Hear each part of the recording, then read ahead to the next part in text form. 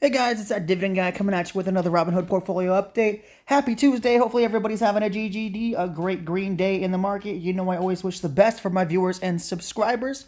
So guys, today we're going to go over the overall portfolio performance. We're going to go over the buying power, our individual holdings and how they're performing, and of course, my watch list and what prices I plan on buying, the stocks on my growth and dividend watch list.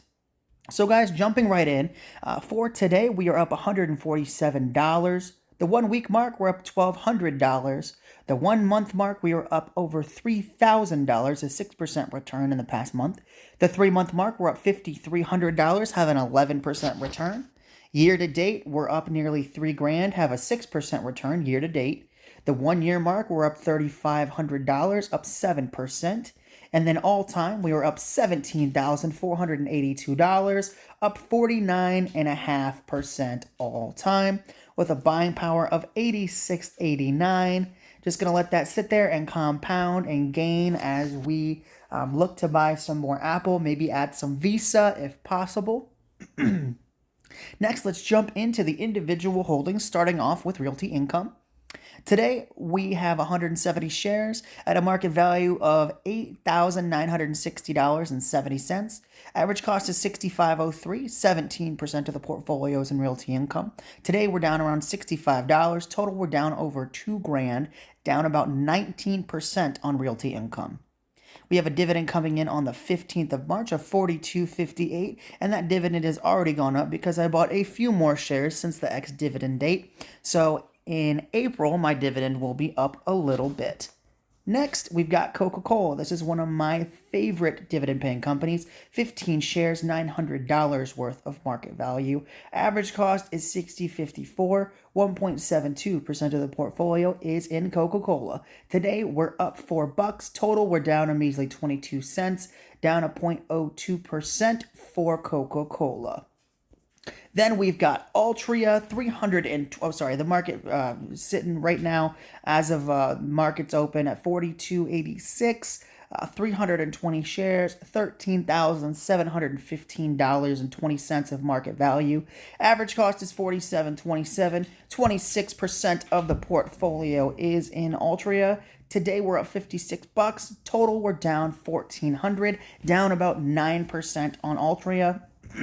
Now, guys, I was a smoker for a couple years, so I'm just trying to get some money out of an investment that I put money into. So I get about $300 a month, and that is enough to buy either an Apple share or a Visa share. So this is a catalyst for me buying more quality, even though this isn't the highest quality company. It does have growing revenue, even though smoking rates are down. They can increase prices. They have the #1 selling cigarette brand in the United States, so I'm not worried about it. And I'm happy to reallocate that capital to higher growth opportunities.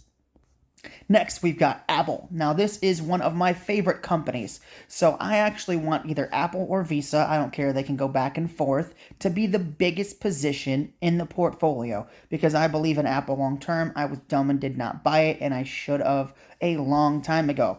So right now we only have one share. Market value is 172.47. Average cost is 132.66. 0.33% of the portfolio is in Apple. That is down, that is a very small down compared to where I want it to be because I want this to be the biggest position in the portfolio, either this or Visa. Today, it's of course fluctuating, but we're down about 20 cents. Total, we're up almost $40, have a 30% return, and that is the only reason why I have not bought more Apple. My average cost is 132, it's sitting at 172, so we've made nearly $40 off of this one share. But one share is not enough for me, guys. Like I said, I do want Apple to be one of the biggest positions, so I think this is just one of those that I'm just going to need to cost up. Just consistently buy because over time it won't affect the price that much. I did wait for a while to buy it when it was down. It hadn't been down for quite some time, and I bought it right around. Oh, I bought it before that. So So I bought it. The last time it was at like 132. Yeah, I bought it in about January. Yeah, probably about January or March of last year. So I've owned it for a while. I just had not had an opportunity to get it to around this 130 range. It's gotten relatively close, but I still thought it was a little overpriced. The lowest it's been in the past like year, according to the charts, about 170. So it's been sitting around this 170, 172 range for quite some time. I mean, the 52-week high is 199, 52-week low is 150. So I got it at a price that's lower than the 52-week low. So I'm going to be waiting for a while if I choose to wait on Apple to drop. But I know that there's going to be market fluctuation. Eventually, people are going to say, maybe when the next iPhone comes out and the sales aren't as spectacular as they have been in the past, or maybe they release a product that doesn't do so well, something like that, Apple will go down. There will be opportunity to buy Apple in the coming years where it might hit my average cost or below. And the thing is, guys, I pride myself on being patient. So that's why it's hard sometimes being an individual investor, because you might really like a company, but just because you like it and it's one of your favorites doesn't mean that you should just constantly buy it. That's one theory. Or you could just buy it at whatever price, and eventually, it will even out.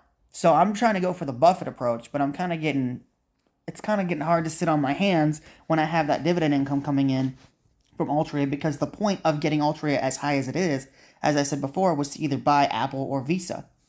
So, I mean, I'm okay with sitting and waiting for a while as long as there are other opportunities in the portfolio. But let's say like Realty income is up and say like T Rowe price is way above its 52-week high, or my average cost, I would put money into Apple. So this is one of those that I kind of go back and forth on. I want to own more of Apple. As I've said, I want it to be one of the biggest positions. But as a subscriber pointed out, it's never going to be one of those positions if I don't buy it. So that's one of those, like I want to buy it at what I consider fair value, and I valued it around 150. So I bought it below what I thought my intrinsic value was, which is exactly what you want to do as a value investor. You want to buy it with a margin of safety, which is what I did. But you also don't want to let a good opportunity fly by, like I did with Facebook. So I'm trying. It's tough, but I'm going to sit and wait for a little bit. My goal right now is to just stack cash in the portfolio and really take advantage if an opportunity occurs. Speaking of opportunities, I haven't had an opportunity on this stock in a long time. AbbVie sitting at 181.71, 95 shares, $17,000 worth of market value. Average cost is 95.19, 30, about 33% of the portfolio. 30+% is in AbbVie. Today we're up $200. Total, we are up $8,200, up around 91%. So now, guys, this is one of those stocks that I bought it way before Buffett bought it, and Buffett actually sold out of AbbVie. And I had a lot of questions at the time asking why I didn't sell out of it. Well, I believe in the company long term.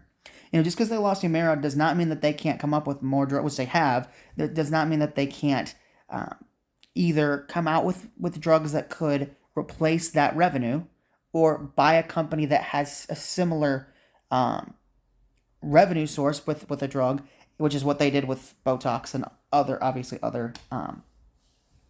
creations since then. But they have made products and medicines that have, I don't think that they've eclipsed Humira, because that was the best-selling drug in the world, but they've still brought out enough quality product that they have sustained the cash flow. So even though they might not be growing year over year, and even some quarters they might go down a little bit, I'm not super worried. The dividend's well covered, and they just did a dividend increase not too long ago. This is one of those that I want to hold for the long term. I think Buffett was really short-sighted on this. I've watched every single, public Berkshire meeting since like 1994, although I've been to like 2 or 3 of them now. So I've gone since like 2021, I believe. So this will be my 3rd year going. And one of the things that he gets asked about a lot, pretty frequently, is why he didn't buy a basket of pharmaceutical stocks. And there's been multiple different years where he said, I should have just bought a basket. Well, he owned AbbVie. He owned Bristol Myers Squibb. He owned some of these, high-performing pharmaceutical companies, and he sold them. So he sold AbbVie a while ago. So I'm happy that I had enough justification to hold the stock when he sold, and didn't get influenced by somebody I really look up to, because when it comes down to it, you are your own person. Just because Buffett has a big position in Apple doesn't mean that I should have a big position in Apple. I have my own reasons why I think Apple is a phenomenal company, and they are in line with what he thinks about Apple. but I own a Mac. I've owned Apple products, and I really think that the real, and I mean, I think this has been seen by the market, but I think Apple's main growth driver is their ecosystem. I don't think it's the sale of iPhones. I don't think it's the sale of Macs, AirPods, none of that. I think that helps the Apple moat, but I agree with the fact that I think the ecosystem is, or the services segment is what's going to make Apple an even bigger behemoth than it already is. And just like with Apple, I think AbbVie has a really good long-term trajectory. I don't think you can really go wrong in medicine unless you're buying something that does not have a proven track record, like a really small company that might not actually have any patent-approved drugs, something like that. And I know a lot of people gamble with stocks in the pharmaceutical space, but I think AbbVie is one of those that has, it had a proven track record. It got spun off by a huge medical pharmaceutical company, and then now it's been doing great on its own. So I'm glad that I bought it, and I'm happy it's performed so well. I have a 90% return right now, so I can't complain. And the thing is, guys, if this drops that whole 90%, I'm happy about that. Honestly, I wish I could buy more AbbVie because it's been such a great performer, and I do believe in it long term. So, guys, just make sure that when you are investing, don't go off what somebody else says. Like, I know there's a lot of hype behind people like Bill Ackman or Warren Buffett. There's a lot of investors that Guy Spears, one of them that people watch a lot. Peter Lynch was somebody that people followed. There's nothing wrong with idolizing somebody, but don't just buy and sell what they buy and sell, because you should have your own convictions about your investments as well. Because if I would have done that, I think Buffett sold 3 years ago. So, I would have probably held this stock for a year and made maybe 7% on it. Now I've held long term and I've made 90. So just make your own decisions. It's okay to look at what they're doing, but don't blindly copy somebody. And that goes for people on YouTube too. Just because I own AbbVie and I have a good return on it doesn't mean you guys should buy it. Unless you've done extensive research on it and you feel comfortable with it. Just make your own decisions. Next, we've got T. Rowe Price, and this is one of those that I really do like as well. It's an asset manager. It's sitting at 117.01 right now, 100 shares. Love that number. Wish I could get that with Coca-Cola right now, but I've kind of had to avert my investment dollars. We're at about $11,700 today.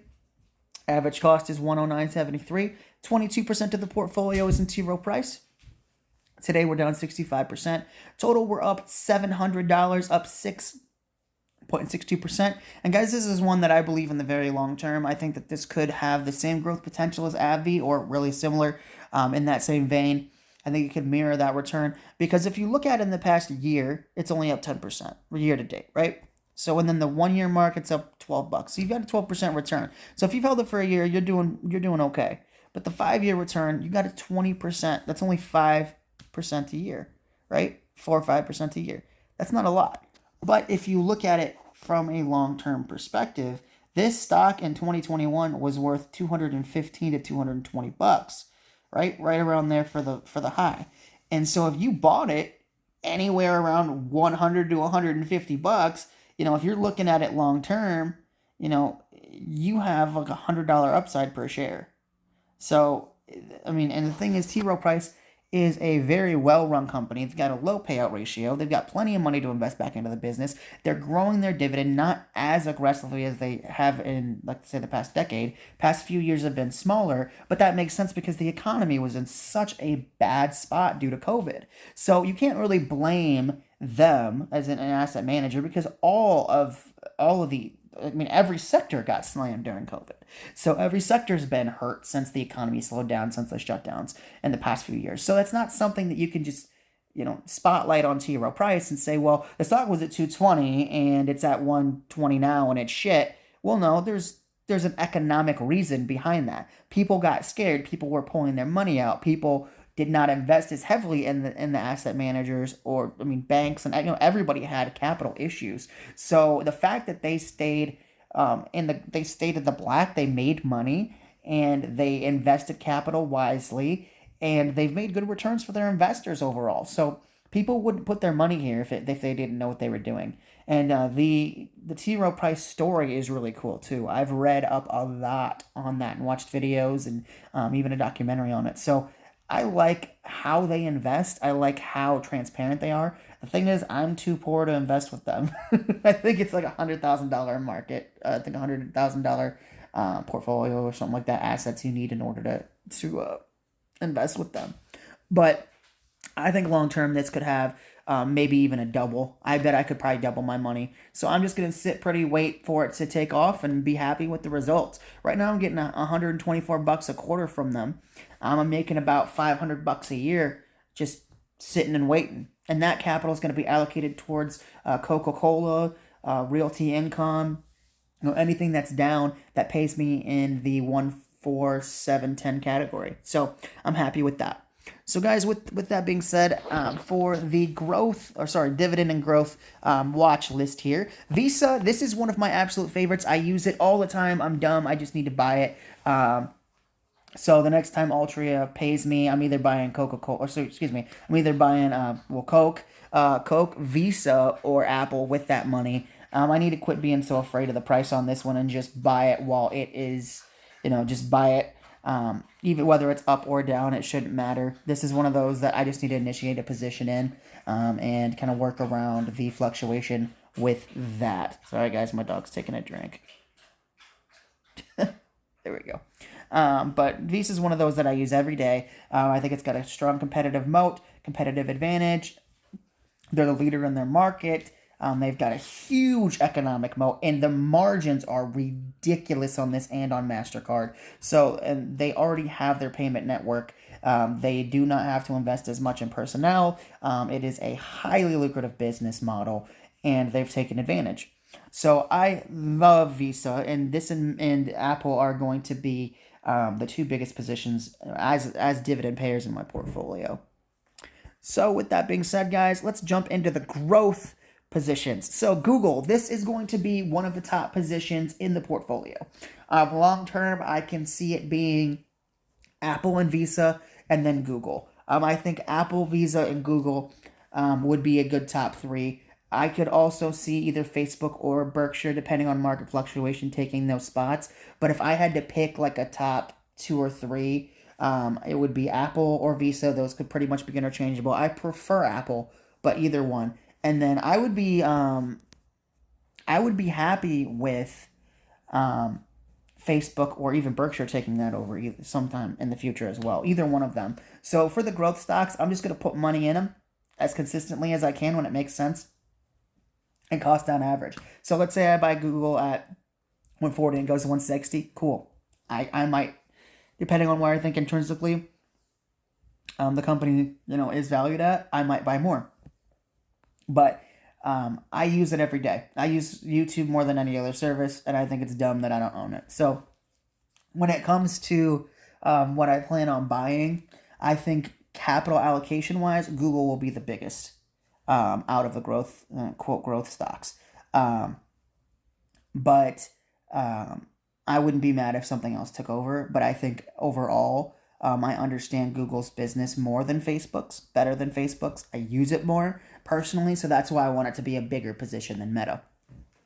Then we've got Berkshire Hathaway. So I feel like this one could either go ahead of Google or right behind it in the standings. So it'll go Apple, Visa, and I think Google or Berkshire. Either one, I wouldn't be mad if those stayed in my top 5. So for the long term, I think it should be Apple, Visa, Google, Berkshire, and I would guess probably AbbVie for the 5th spot. But I wouldn't be mad if Facebook took that over as well.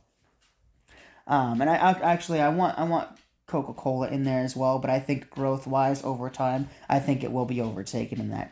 Even if I have more dollars allocated towards Coca-Cola, I think something like a Facebook or a Google will overtake that position simply because it's such a high-growth stock.